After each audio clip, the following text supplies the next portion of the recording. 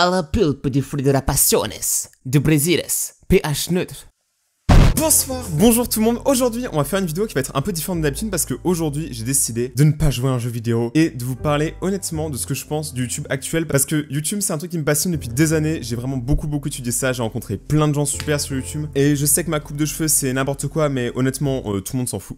Donc juste pour aujourd'hui, j'aimerais bien que vous écoutiez mon avis et qu'on partage du coup dans les commentaires le pourquoi du comment YouTube aujourd'hui a complètement changé dans tout plein de trucs. J'aime bien qu'on parle surtout de la passion que les youtubeurs ont pour YouTube qui, je pense, a jamais été aussi basse de ma vie. Mais vous allez comprendre pourquoi juste après. Mais d'abord, je vais vous expliquer du coup mon point de vue avec ma nostalgie. Cette vidéo va pas être en mode « Oh mon dieu, YouTube c'est trop triste, c'est la fin de YouTube. » Non, cette fois-ci, ça va être une vidéo juste normale, là où je montre des faits. J'ai mis une chemise pour vous dire à quel point aujourd'hui je suis sérieux. Là, je suis sérieux. Oh, il se passe quoi avec mon œil? Donc sortez vos meilleurs gels de main et on est parti. Donc déjà aujourd'hui, je vais vous parler de la nostalgie. Donc je vais essayer de faire une vidéo plutôt courte, même si je sais que je vais beaucoup parler, mais honnêtement, je m'en fous et j'ai vraiment envie que toutes mes idées soient claires. Donc j'ai mis quelques points sur mon ordinateur de poche, juste là. Je vais exactement tout vous raconter ce qui s'est passé dans ma vie pour que je devienne youtubeur ou ce que vous voulez, ou streamer. Et je pense que dans cette histoire, il y a pas mal de choses qui ont forgé la chaîne et même ont forgé mon caractère. Donc pendant longtemps, je jouais à World of Warcraft avec un ami qui s'appelait Wolfor, donc c'est son pseudo. Et en fait, on jouait beaucoup à World of Warcraft et il avait monté une chaîne YouTube qui s'appelait du coup Nother Wolfor. Et c'est la chaîne sur laquelle vous regardez la vidéo actuellement. Le truc, c'est qu'il aimait pas trop faire des vidéos tout seul et du coup, je venais souvent avec lui l'accompagner dans les vidéos. Donc on faisait la chaîne un peu à deux, on avait une grande communauté qui avait commencé à se forger. En gros, on était 5. Mais à l'époque, 5 personnes pour moi, c'était absolument ouf parce que j'avais jamais vu autant de gens à fond sur ce que je faisais. Parce que j'avais pas beaucoup d'amis, enfin de vrais amis en tout cas, je devais en avoir 2 et ils étaient pas trop dans World of Warcraft ni dans mes passions audiovisuelles et tout. Donc avoir 5 personnes qui regardaient nos vidéos, c'était absolument ouf. Mon pote a eu des nouvelles ambitions, il avait des études et tout, et du coup il pouvait plus gérer la chaîne. Et du coup, j'avais pas envie de perdre les 5 personnes qui étaient là encore. J'avais pas le temps de faire YouTube parce que j'étais à fond dans le skate, la trotte, le BMX, enfin tout ce qui roulait en fait, je roulais avec. Enfin surtout je roulais par terre parce que j'arrêtais pas de tomber. Mais du coup ce qui se passait c'est que j'arrêtais pas tout le temps de sortir et j'avais vraiment pas le temps de faire des vidéos et lui il avait plus le temps d'en faire. Donc en gros tous les 5 mois je faisais une vidéo là où je disais on va revenir, vraiment abonnez-vous, on va revenir. Et on n'est jamais revenu. Enfin lui en tout cas il est jamais revenu. Et du coup à cette époque là je commençais à quand même en décrocher, je regardais absolument pas YouTube, je m'en foutais un peu. Enfin je regardais vite fait ici et là parce que mes potes m'en parlaient mais vraiment sans plus. Et je me souviens du truc le plus ironique du monde. Je passais souvent dans la chambre de mon petit frère qui est une grosse bavette. Et souvent en fait je passais du coup dans la chambre de mon petit frère et il regardait des gens qui jouaient aux jeux vidéo parce que lui était grave passionné par les jeux vidéo, il sortait jamais, il aimait vraiment beaucoup regarder les jeux vidéo et jouer aux jeux vidéo. Et quand il regardait des gens qui jouaient aux jeux vidéo, je lui disais mec mais sors, fais des trucs, joue aux jeux vidéo pour de vrai. Est-ce qu'on est d'accord que c'était quand même ironique vu mon parcours aujourd'hui? Clairement je pourrais être le youtubeur que mon petit frère regarde aujourd'hui. Et c'était ultra con de penser comme ça parce que je comprenais pas pourquoi en fait. Je me suis pas assez intéressé pour comprendre pourquoi il aimait bien regarder des vidéos sur YouTube de gens qui jouent aux jeux vidéo. Et à un moment, il se passe le drame de ma vie. En fait, je suis vraiment beaucoup tombé en skate. Genre vraiment beaucoup. Je suis surtout tombé sur les chevilles. Je me suis fait en tout 14 ou 15 entorses sur mes chevilles. Je m'ai tombé sur les mains, uniquement les chevilles. Et du coup, ça a fait que j'avais limite une carte de fidélité pour me faire des entorses. En gros, ça veut dire que je m'en faisais quasiment tout le temps. Et ouais, j'étais pas doué. Et du coup, ça a fait que au bout d'un moment, et bah ma cheville, elle a comme en break. Et en plus, le même jour, j'ai tenté une figure et je me suis défoncé la tête. Vraiment, j'avais du sang partout. J'ai mon nez qui du coup maintenant est encore tordu. C'était chaotique. Ma tête était défigurée. Du coup, je pouvais plus aller à l'école pendant plusieurs semaines. C'était très cool à l'époque parce que j'avais pas trop envie d'aller à l'école, mais c'était pas cool parce que du coup, je pouvais plus rouler, du coup, je pouvais plus voir mes amis et je me sentais trop seul parce que j'étais tout le temps chez moi. Et c'est là qu'il se passe un truc un peu étrange. En gros, je passe un moment dans la chambre de mon petit frère comme ça en sneaky et j'entends du coup ce que le youtubeur dit et ça m'a fait rire. Et genre là, j'ai compris déjà un peu plus pourquoi mon petit frère regardait ça. C'est parce que les youtubeurs, en gros, souvent peuvent apporter des émotions, que ce soit drôle, triste, n'importe quoi. Juste tu te sens bien des fois quand tu regardes des vidéos YouTube parce que tu te sens comme si c'était un ami qui était avec toi et qui jouait au jeu dans le salon. Et ça, c'est ce que j'ai toujours essayé de faire sur ma chaîne. Du coup, ça m'a fait grave plaisir du coup de sentir un peu cette sensation de réconfort, on a qu'à dire, à travers YouTube. Et je me suis dit, mais attends, ça a l'air trop bien. Donc j'ai commencé à regarder des centaines de vidéos, je regardais Jacksepticeye, je regardais PewDiePie, je regardais Markiplier, je regardais plein de trucs de gaming, mais surtout américains. Et au bout d'un moment, je me suis dit, pourquoi pas moi? Pourquoi pas essayer? J'ai absolument rien à faire de mes journées, je m'ennuie complètement, j'ai pas d'amis. C'est super triste, mais en vrai, on s'en fout. En vrai, c'était bizarre parce que j'avais vraiment beaucoup envie de me lancer. J'avais un truc à donner et je savais pas ce que c'était. J'avais juste envie de donner de la joie aux gens, faire des vidéos de rôle, même si c'était plus du World of Warcraft, juste me faire kiffer et faire kiffer les gens qui regardaient, les 5 personnes, qui sont tous partis quand je faisais plus de World of Warcraft. Donc j'ai dû reforger une communauté, ça m'a pris environ 1 an pour avoir 1000 abonnés, après ça m'a pris 2 ans pour avoir 2000 et environ 3 ans pour avoir 180 000, donc ce qu'on a aujourd'hui. Et j'aime pas trop parler en chiffres, mais c'est pour vous montrer que j'ai continué tout le temps. Et ça m'a vraiment fait un bien fou. Genre honnêtement dans ma vie, vraiment YouTube, c'est quelque chose que vraiment j'aime. Genre je peux pas comprendre. Même des fois j'ai la flemme de faire du montage, mais je le fais quand même. Et je me sens tellement bien. En fait je stresse limite quand je fais rien. Genre limite quand je fais rien aujourd'hui, je suis pas bien. Vraiment je déteste partir en vacances, je préfère largement être devant mon ordi à faire des vidéos que de partir en vacances. Je suis comment stressé. Ce qui est pas ouf, mais on va pas se mentir, mais voilà. Donc au final je suis devenu passionné YouTube et maintenant je comprends complètement pourquoi on aime regarder des gens jouer. Parce que c'est pas forcément le jeu qu'on regarde, des fois c'est juste la personne et on kiffe bien. Et le YouTube d'avant, eh ben je le préférais largement au celui d'aujourd'hui. Et je vais tout vous expliquer pourquoi maintenant. De 2011 à 2016, vous pouviez poster absolument n'importe quoi. Toutes les vidéos étaient à peu près égales à la mise en avant. Et surtout, il n'y avait pas trop de youtubeurs qui étaient là uniquement pour se faire de l'argent. On va pas se mentir. À l'époque, c'était un peu n'importe quoi. Toutes les vidéos étaient vraiment cool. Et moi, perso, je sentais vraiment une passion de la part de quasiment tous les créateurs de contenu à cette époque-là. Sauf que juste après, on a découvert les salaires des youtubeurs. Et oui, c'est là que c'est vraiment parti en steak. En fait, le fait qu'on ait découvert les salaires de youtubeurs et que c'était un peu flou, en gros, on savait pas s'ils gagnaient 1000 € ou 1 million par jour, on sait pas trop. 1 million par jour. Du coup, ce qui s'est passé, c'est qu'il y a beaucoup de youtubeurs qui ont commencé à émerger, mais des youtubeurs que j'appelle les youtubeurs de passage. Je vais pas en citer plein parce que il y en a beaucoup, mais quand je vous parle de youtubeurs de passage, je vous parle par exemple de Code4LAN, qui a clairement pas commencé YouTube par la passion. On connaît tous ce genre de personne qui fait genre 2 à 3 vidéos par jour, même une par jour juste, qui dans toutes ses vidéos dit activez mon code créateur, achetez mon merchandising, faites-moi des dons sur Utip ou sur Tipeee ou n'importe quoi. Je vise pas beaucoup de gens en disant ça parce que ces gens-là ils peuvent avoir leur raison des fois. Mais ce que je veux dire c'est que c'est ce genre de youtubeurs qui mettent genre 30 pubs par vidéo, là on comprend rien du tout, il y a pas de facecam, il y a pas de montage. Je suis désolé, c'est pas de la passion, c'est juste du foutage de gueule de ouf. Après moi ce que je dis c'est que sur YouTube tu peux aimer regarder ce que tu veux, tu vois, c'est carrément libre, mais ce genre de youtubeurs ont pollué l'aspect fun de la plateforme parce que du coup c'est devenu un endroit là où on a l'impression que le but c'est de générer le maximum de vues, gagner le maximum d'argent et s'en foutre complètement de la qualité des vidéos. À la limite, s'il y a des vidéos, ça me dérange pas trop, par exemple les vidéos de Jacksepticeye par exemple sont pas forcément ultra montées parce que c'est souvent du let's play classique, mais le fait que lui il ait vraiment l'air d'aimer ce qu'il fait, qu'il soit passionné, qu'il nous raconte des trucs durant les vidéos, pour moi ça change tout. Et ça c'est un truc qui manque sur YouTube aujourd'hui parce que YouTube ne met plus en avant ce genre de vidéos dans l'algorithme parce qu'elles sont trop longues, il y a pas assez de montage, les gens ont pas le temps et juste le gaming sur YouTube à part Fortnite et Minecraft est quand même en train de mourir et ça tout le monde le sait. Faut arrêter 2 minutes. YouTube ne met plus en avant les vidéos gaming parce que dedans il y a de la violence et que les investisseurs veulent pas de violence, etc. Enfin, il y a plein de trucs comme ça. Mais du coup tout ça ça nous mène à l'inverse de ce genre de youtubeurs. Et là je vais parler de 2 youtubeurs que je pense que tout le monde connaît ici, Squeezie et PewDiePie. Squeezie et PewDiePie en fait sont souvent comparés parce que apparemment Squeezie plagie PewDiePie et c'est vrai qu'il y a du plagiat un peu mais c'est pas très grave parce qu'aujourd'hui Squeezie a comment trouvé ses marques, il est comment différent de PewDiePie et PewDiePie est comment différent de Squeezie. Et honnêtement le plagiat entre eux, je n'ai toujours rien à foutre. Mais ce que je veux dire, c'est que Squeezie et PewDiePie ont un gros point commun que quasiment personne met en avant à chaque fois. C'est que les deux ont quasiment eu la même carrière en termes de YouTube. Ça veut dire que les deux ont commencé à un moment où YouTube c'était un peu flou, là où la plupart des gens faisaient ça comment par passion, là où il n'y avait pas des millions d'euros qui sont investis dans YouTube chaque jour grâce aux investisseurs. Et en gros, c'était vraiment des youtubeurs qui sont passionnés de A à Z, ça veut dire qu'ils faisaient vraiment des vidéos pour eux, souvent ils invitaient leurs amis, ils étaient vraiment dans leur bulle et c'était un truc qui était excellent à l'époque parce que du coup t'avais 2 youtubeurs, en France Squeezie et en Suède anglophone PewDiePie, t'avais 2 youtubeurs qui faisaient comment ça par passion. Et les deux sont restés et ont percé parce qu'ils ont toujours maintenu cette passion. C'est vrai que quand tu regardes une vidéo de PewDiePie, tu sens qu'il y a quelque chose. Quand tu regardes une vidéo de Squeezie, même si c'est devenu ultra professionnel et tout, tu sens que le gars il est toujours à fond dans ce qu'il fait. Et ça fait plaisir, ça fait plaisir. Tu peux ne pas aimer, mais on va pas se mentir, ça fait plaisir de voir des gens passionnés par ce qu'ils font. Et ça c'est un truc que je retrouve de moins en moins. Il y a plein de youtubeurs, j'ai l'impression qu'ils font des vidéos que j'appelle des vidéos pour bloquer du temps. Ça veut dire que tant qu'ils ont pas un gros projet ou un truc cool à faire, ils font plein de vidéos, même s'ils détestent les faire, ou ils s'ennuient complètement, ils font un montage à l'arrache, ils font plein de vidéos tout le temps comme ça, parce que YouTube aime les stats et que du coup ça leur permet de rester dans les tendances, etc. Et ce genre de youtubeurs en fait qui sont plus passionnés, c'est quand même je le remarque parce que quand ils font leurs vidéos, j'ai l'impression qu'ils sont plus dans leur élément. Genre c'est devenu trop bizarre.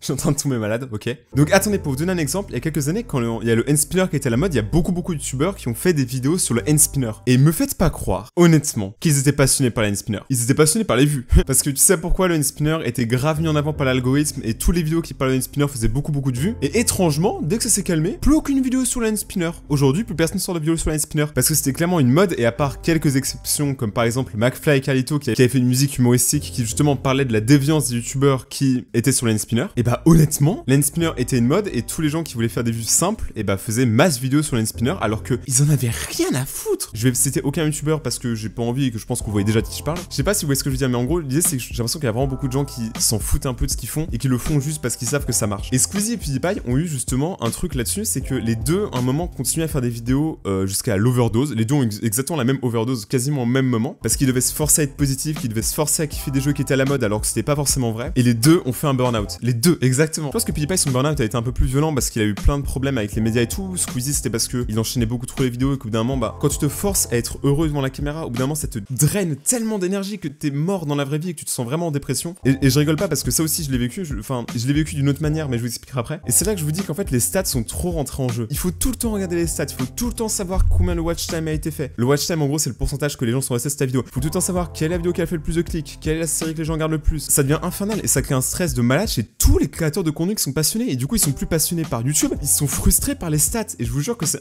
absolument horrible. Moi je m'en fous un peu parce qu'en fait je me considère pas comme youtubeur à plein temps parce qu'en gros c'est ma passion mais je fais aussi d'autres choses. Je fais des études de game design et d'animation à côté. YouTube c'est en gros 50% de ma vie et 50% c'est les études et les amis. Aujourd'hui sur YouTube je vois plus vraiment de gens passionnés, je vois des gens qui sont stressés et qui font uniquement ce qui marche et qui tentent plus rien. Après tu peux faire un truc de base et juste kiffer mais j'ai l'impression que les gens ne kiffent plus autant sur YouTube qu'avant parce qu'il y a trop de demandes en fait. Les gens aujourd'hui si tu fais pas beaucoup de vidéos bah ils sont déçus et ils se désabonnent et ils t'oublient. Et ça c'est la peur que tous les créateurs ont, et donc, que ce soit dans la musique, les films ou même YouTube. En général quand on t'oublie c'est vraiment triste parce que du coup t'as l'impression que bah t'as foiré, que la nouvelle génération est meilleure, etc. Dans le film qui est sorti récemment, Once Upon a Time at Hollywood, je crois qu'ils en parlent un peu donc je vous conseille d'aller voir ce film. Et c'est là où du coup ça crée des dérives. En gros les youtubeurs de passage, comme je disais tout à l'heure, ceux qui en gros font beaucoup de vidéos qui ont aucun sens, qui sont clairement du recyclage, des essais de ne pas rire, épisode 1 232, et bah ce genre de personnes en gros ils ont une technique, ça veut dire qu'ils achètent des vues. C'est pas une blague, hein. Là par contre j'ai déjà vu ça plusieurs fois. Ils achètent des vues pour en gros que leur vidéo soit plus, pas forcément mise en avant mais plus vue en général. Parce que par exemple si tu prends une vidéo qui a une vue et une vidéo qui a je sais pas 100 000 ou 1 million de vues, le mental de la plupart des gens feront qu'ils seront plus attirés vers celle qui a 1 million de vues parce que du coup t'as l'impression que c'est synonyme de qualité alors que des fois c'est pas du tout le cas. En gros tu peux avoir une vidéo qui a des millions de vues mais qui est quand même dégueulasse, une vidéo qui a une vue d'un mec qui était passionné, qui s'est tué sur la vidéo mais qui n'a pas la chance d'être mise en avant par YouTube. Et ça moi je trouve ça triste parce que du coup les gens aujourd'hui se concentrent plus sur le top tier de youtubeurs ou ceux qui achètent des vues et pas sur les petits créateurs qui eux ont vraiment besoin de vues en général, qui ont besoin de motivation. Tous les youtubeurs ne demandent pas d'avoir le million de vues ou les 100 000 vues par vidéo, ça c'est des trucs qui sont quand même fous et que ceux qui ont actuellement bah, ils ont travaillé pour l'avoir la plupart. Et c'est là le twist, c'est qu'en gros aujourd'hui tout le monde veut percer sur YouTube, tout le monde veut les millions d'abonnés, veut les stats, veut l'argent. Parenthèse, quand je dis tout le monde, je parle pas de tout le monde, je parle uniquement des créateurs mais certains, ceux qui sont pas passionnés mais qui font ça parce que ils ont envie d'avoir de l'argent ou de la notoriété. Et je vais vous raconter une petite histoire, encore une fois sur moi, ok, je vous raconte ma vie mais en même temps c'est ma chaîne, je fais ce que je veux. En gros l'année dernière j'ai déménagé seul et pour la première fois j'étais quand même quasiment indépendant, ça veut dire que YouTube et quelques aides financières par-ci par-là en fait ça m'aidait vraiment et je pouvais vivre seul et je le fais toujours, je suis toujours chez moi, au bout de là c'est ma deuxième année dans ma maison, ou non c'est ma première complète et j'avais rencontré une fille et ça s'était grave bien passé au début et au bout d'un moment on a rompu. Mais le truc c'est que durant cette période là où j'étais avec elle, en fait je faisais beaucoup moins de vidéos parce que je crois que j'étais à peu près tombé amoureux pour de vrai et je donnais tellement de temps pour elle que du coup je faisais moins de vidéos mais c'était pas grave parce que je me disais ok c'est pas grave si je fais moins de vidéos au moins j'en fais déjà et au moins je passe du temps avec elle. Je suis passé de 7 vidéos par semaine à 2, voire 1, voire 0 et ça a créé une chute de stats absolument colossale sur ma chaîne. Sauf que je m'en foutais parce qu'à l'époque j'étais comment aveuglé et je voyais pas du tout ça et je faisais même plus l'attention en fait, genre je m'en foutais un peu. Mes vidéos elles faisaient des vues absolument immondes, des fois je dépassais pas les 1000 vues, je sais pas si vous réalisez pour une chaîne qui a 100 000 abonnés faire moins de 1000 vues, comment c'est déprimant mais je le voyais pas. Et puis un jour on a rompu, je suis parti dans une sorte de dépression, genre je buvais beaucoup et je me sentais réellement pas bien du tout, pour plein de raisons, il y avait pas que ça mais en gros c'est une des raisons qui s'est ajoutée. Et du coup à ce moment là j'ai regardé ma chaîne et je me suis dit attends, pourquoi il y a plus personne là, pourquoi les gens sont partis. Là j'ai réalisé c'est pas parce que mes vidéos étaient forcément mauvaises mais c'est parce que j'en postais plus et du coup ça m'a rendu fou. J'ai réduit ma cadence de vidéo, la qualité était toujours à peu près la même mais j'ai réduit la cadence et du coup ça fait que je faisais beaucoup moins de vues et en gros je gagnais beaucoup moins d'abonnés par mois. En gros en général je gagne entre 3000 et 10 000 abonnés par mois, ça c'est une base on a qu'à dire très large de ce que je gagne par mois. Que cette fois-ci en un mois j'avais gagné moins de 1000 abonnés et sauf que un jour dans ma tête je me suis dit que si un jour je gagnais moins de 2000 abonnés par mois j'ai arrêté YouTube parce que je me suis dit que bon bah c'était que ça veut dire que les gens étaient plus intéressés, que les gens m'oublient et que peut-être qu'il faut passer à autre chose. Sauf que là je gagnais vraiment plus rien, genre je perdais des abonnés tous les jours, c'était vraiment le cataclysme. Sauf que je continuais à faire des vidéos et je me défonçais pour des fois trouver des concepts que je trouvais trop fous, tenter des choses etc mais je faisais toujours de moins en moins de vues et au bout d'un moment je sais pas pourquoi j'ai fait une vidéo sur Mortal Kombat, je sais pas pourquoi et là les courbes elles sont redevenues folles. En gros je faisais moins de 1000 vues par vidéo et là j'ai commencé à faire 100 000 vues d'un coup sur une vidéo, j'ai pas compris, je me sentais ultra stressé parce que du coup j'étais plus habitué en fait aux chiffres et j'ai jamais été habitué en fait à avoir autant de vues et du coup aujourd'hui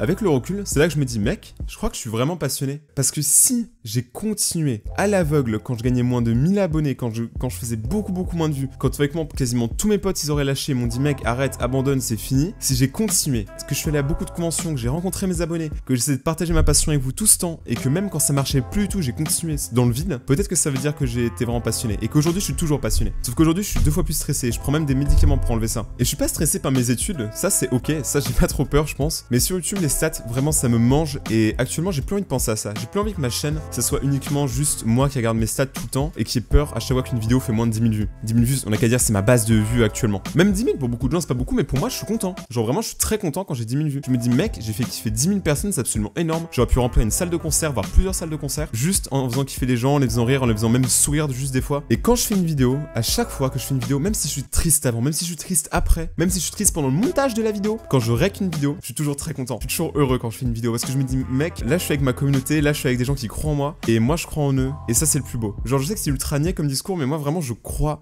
vraiment en YouTube et le fait qu'on peut encore partager sa passion sur YouTube et que derrière la caméra, il y a des gens qui sont là pour nous écouter. Il y a des youtubeurs qui font ça pour l'argent, il y a des youtubeurs qui font ça pour la notoriété, il y en a qui youtubeurs qui font ça pour des raisons mais absolument bizarres, qui font que des placements de produits toutes les 10 minutes. Mais c'est pas grave, parce qu'au fond, par exemple, si c'est un petit youtubeur qui fait un placement de produit, c'est pas trop grave, c'est pour aider à allonger les fins de mois, on va dire. Mais si c'est un gros youtubeur qui en fait 10 par vidéo, mec, il se fout clairement de votre gueule des fois. Même pour les stats, en gros, une fois j'étais en convention, j'étais trop content parce que c'était ma première vraie convention là où j'étais invité. On m'avait payé l'hôtel, on m'avait payé le transport, on m'avait donné des horaires de dédicace. J'étais vraiment considéré comme un youtubeur et ça me faisait trop plaisir parce que j'ai enfin pu rencontrer ma communauté. D'ailleurs, c'était ultra stressant parce que j'avais peur que personne ne vienne.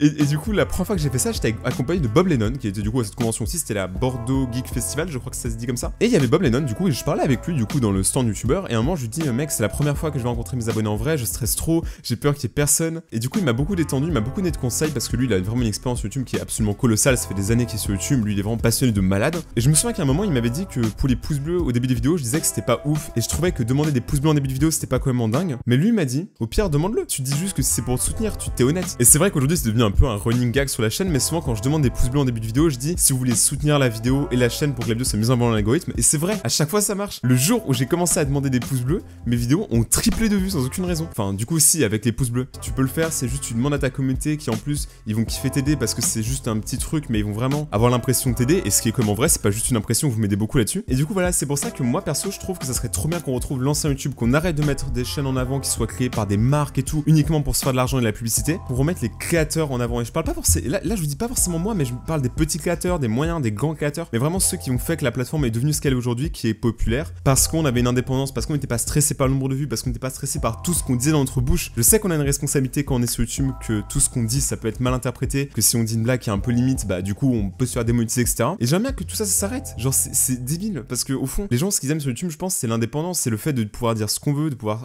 être naturel. Et ça, c'est un truc qu'aujourd'hui YouTube a perdu. Il y a trop de gens qui fake sur YouTube et ça me rend triste parce que la plupart des gens qui font ça, souvent c'est des gens que j'admire ou que j'admirais beaucoup à un moment, parce que je reste un gros fanboy de beaucoup de youtubeurs. Mais voilà, j'espère que vous avez compris mon avis. Cette vidéo était quand même pas genre une attaque à certains youtubeurs. Genre je pense que tout le monde peut se faire son propre avis et tout le monde est légitime à avoir un avis sur YouTube en général. Mais là, je voulais vraiment vous parler de ça parce que c'est un truc qui m'intéressait vraiment beaucoup, de connaître du coup votre avis pour le coup dans les commentaires. N'oubliez pas de vous abonner, d'activer la cloche pour recevoir la suite des vidéos si celle-ci vous a plu. Et bienvenue sur la chaîne si vous connaissez pas encore la chaîne. Merci tout le monde d'avoir regardé cette vidéo. A plus tout le monde, c'était Rayton et ciao.